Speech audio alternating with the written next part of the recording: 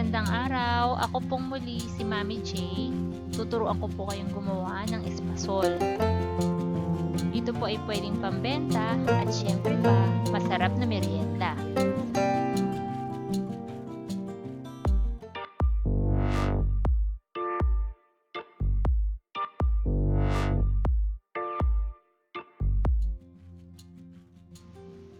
Para sa ingredients ng ating espasol, kailangan natin ng 2 cups of glutinous rice flour,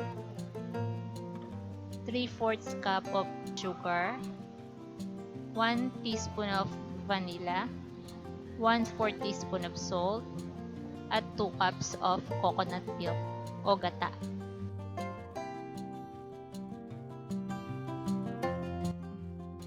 Para sa first step, bubusahin natin o lulutuin natin yung glutinous rice flour sa isang pan over low heat.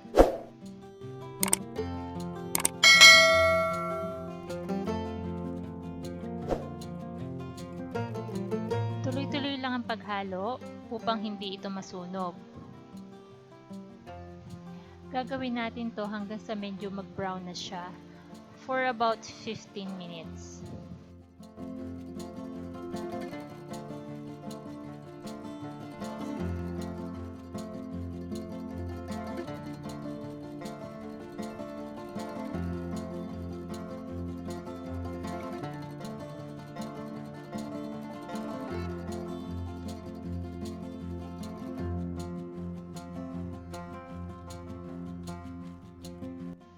Kapag medyo nag-brown na siya, pwede na nating i-off ang apoy at mag-proceed tayo sa second step.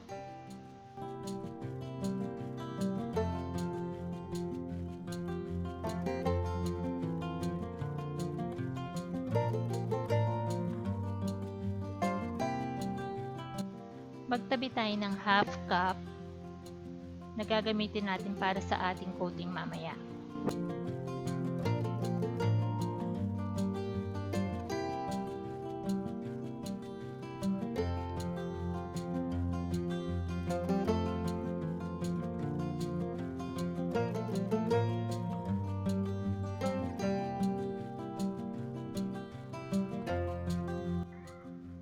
Saucepan, pagsamasamahin lang natin ang gata, asin, vanilla, at asukal.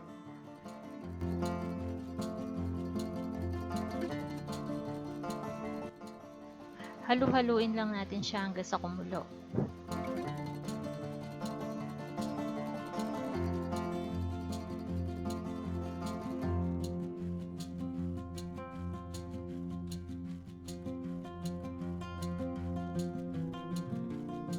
Kapag kumukulo na, maghintay pa tayo ng 5 minutes.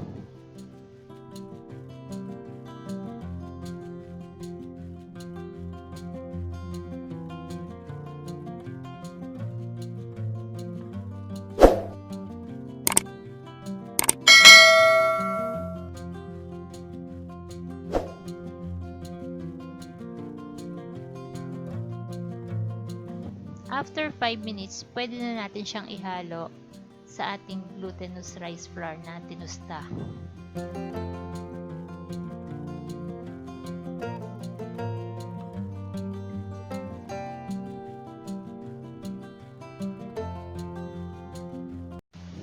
Isa lang natin muli ang harina sa mahinang apoy at dahan-dahang ibuhos ang pinakuloang gata.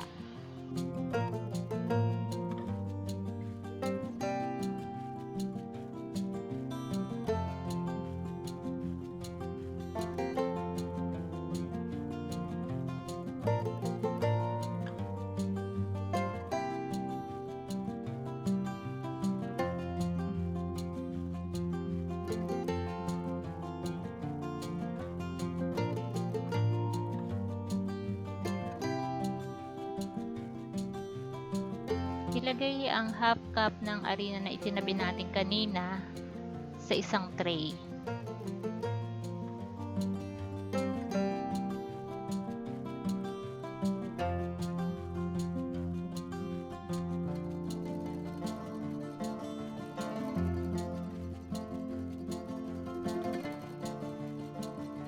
at ilagay natin ating nilutong espasol.